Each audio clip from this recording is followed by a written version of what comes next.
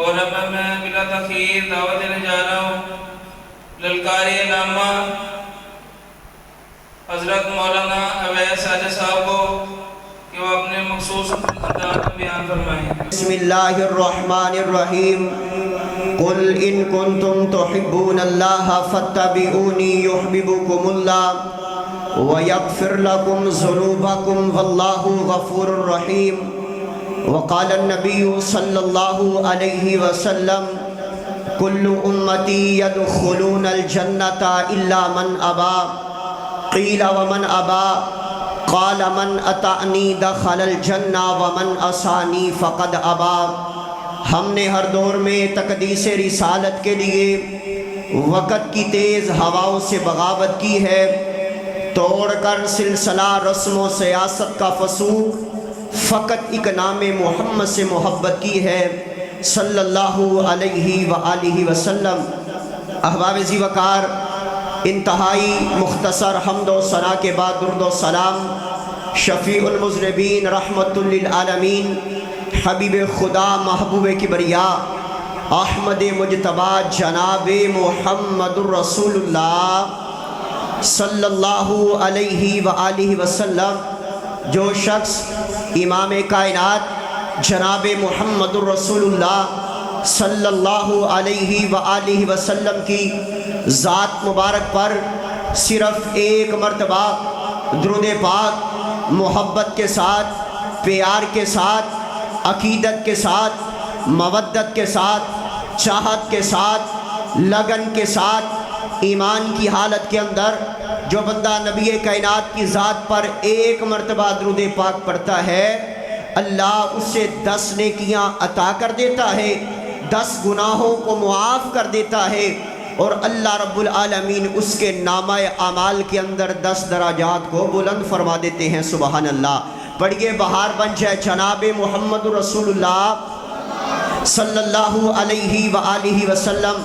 ماشاءاللہ آج کا یہ خوبصورت پروگرام 20 رمضان المبارک 21ویں رات، دعا کریں اللہ کریم آج کی اس رات کو ہمارے لیے لیلۃ القدر کی رات بنا دے۔ میرے سے قبل علماء کرام، خطبہ اعظام آپ احباب سے محو گفتگو تھے، میرے بعد انشاءاللہ الرحمن شیر پاکستان رئیس المقررین حضرت مولانا منظور احمد صاحب انشاءاللہ بڑا جاندار شاندار خطاب فرمائیں گے۔ درد دل کے ساتھ دعا کریں اللہ پاک تمام علماء کرام کی حفاظت فرمائے، صحت والی ایمان والی لمبی زندگی عطا فرمائے۔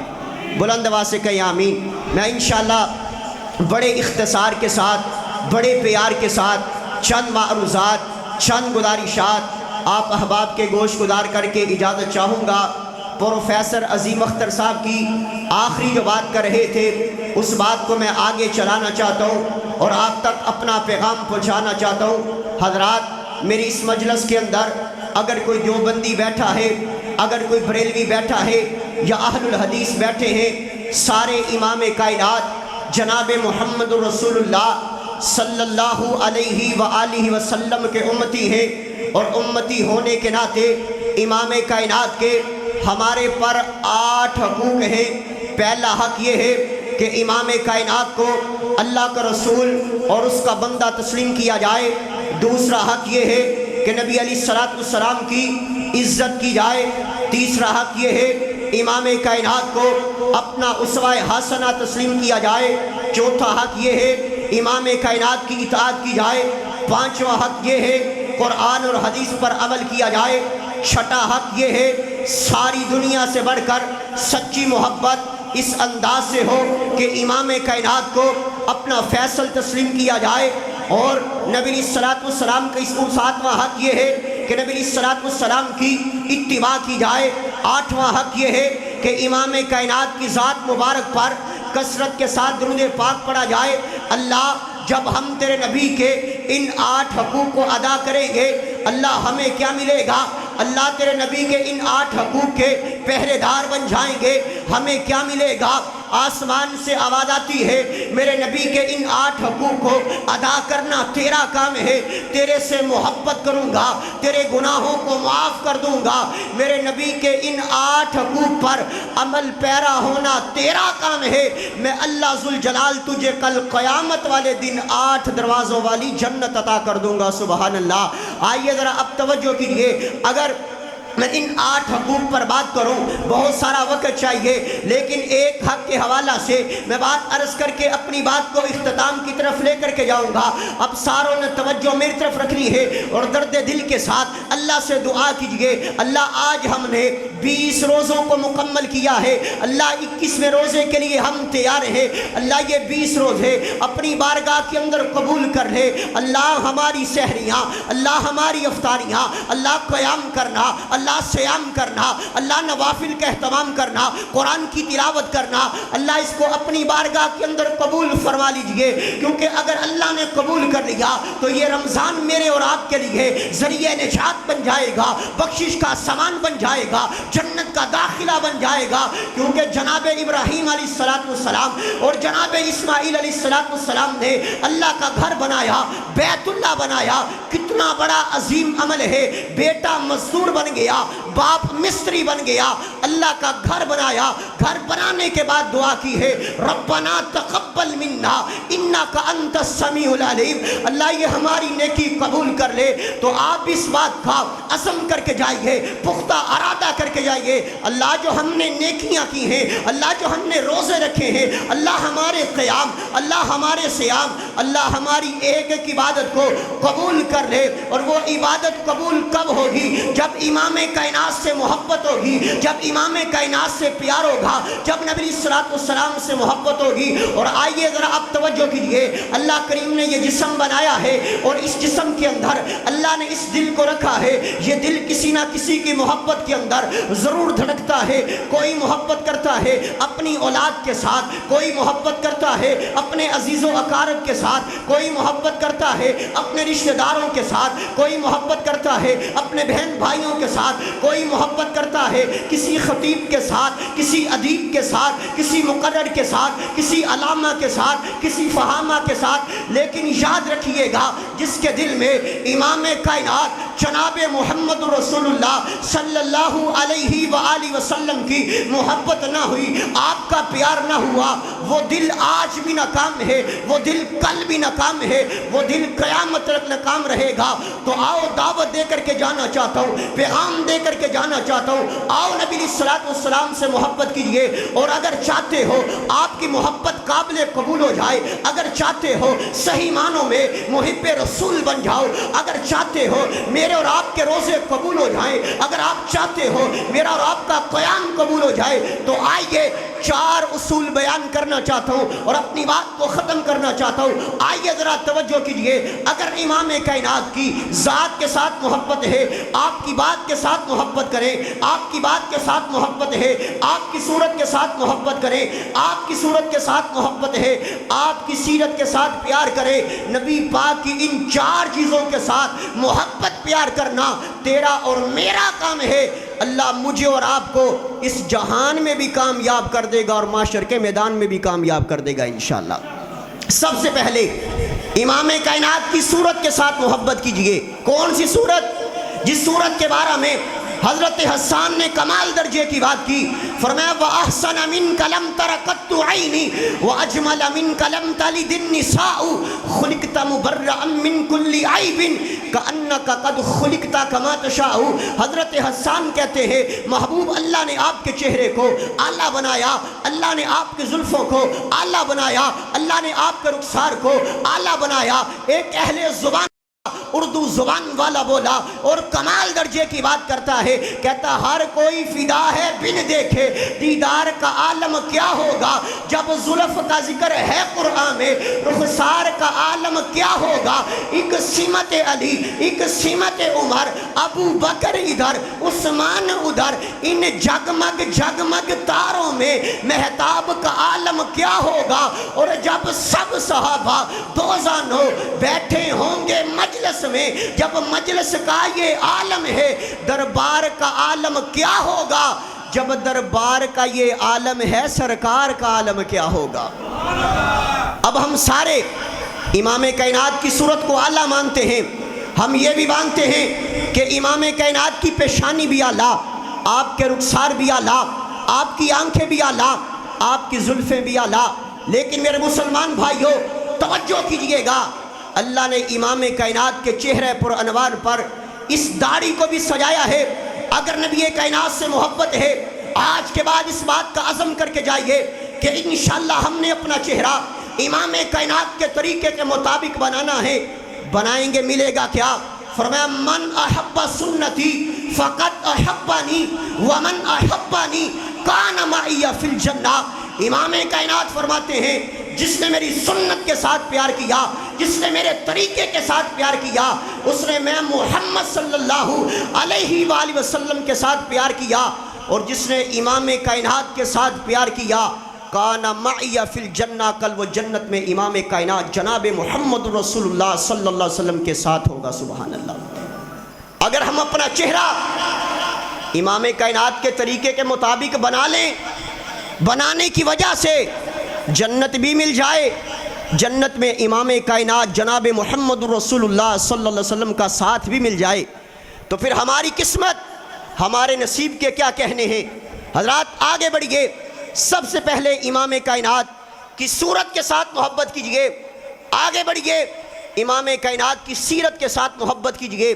اور کون سی سیرت؟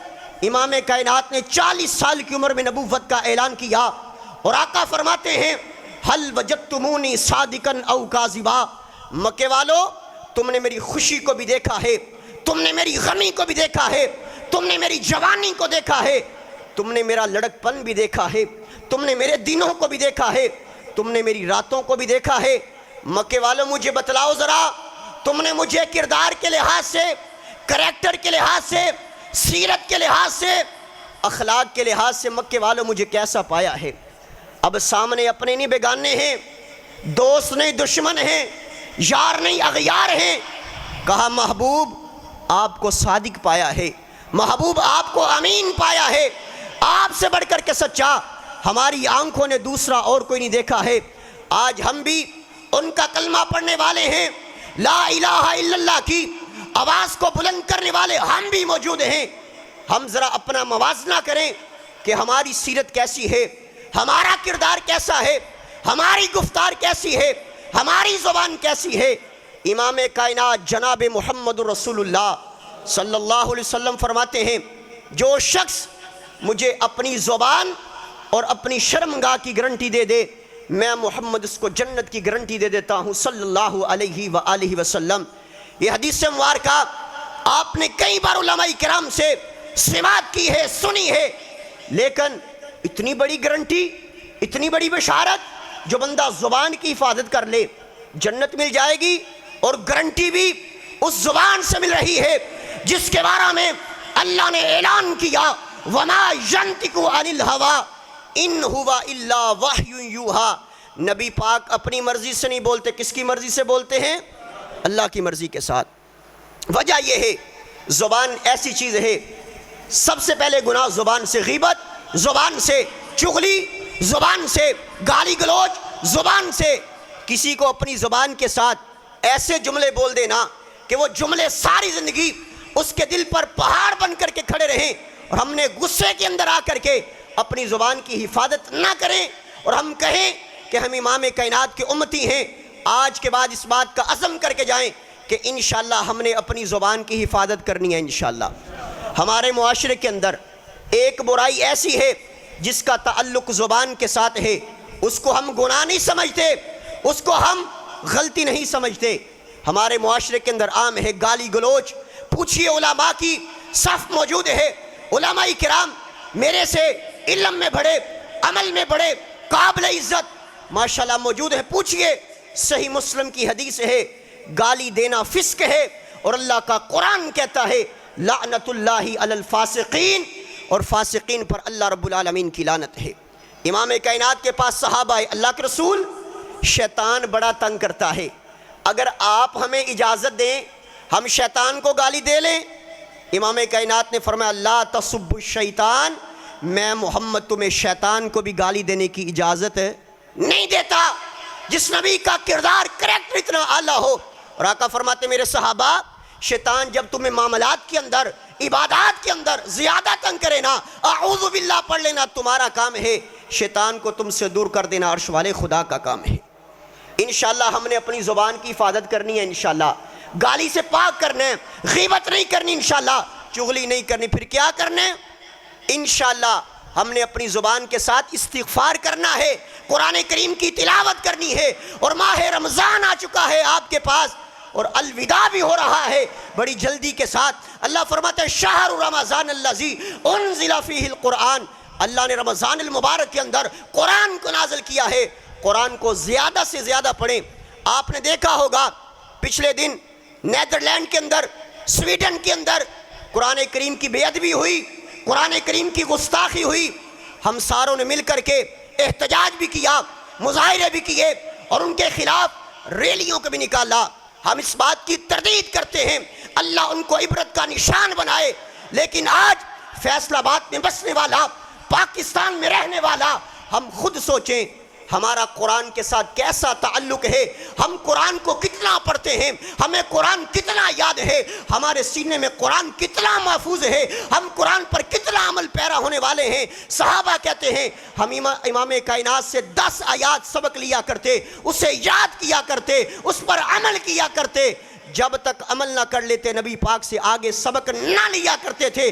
آج ہم تراویح کے اندر بھی قرآن سنتے ہیں، خطبات جمعۃ المبارک کے اندر بھی قرآن کو سنتے ہیں۔ میرے اندر اور آپ کے اندر یہ کمی موجود ہے، دعا کریں اللہ صحیح معنوں میں قرآن کریم سے محبت کرنے والا بنا دے، قرآن پر عمل پیرا ہونے والا بنا دے، قرآن کو یاد کرنے والا بنا دے۔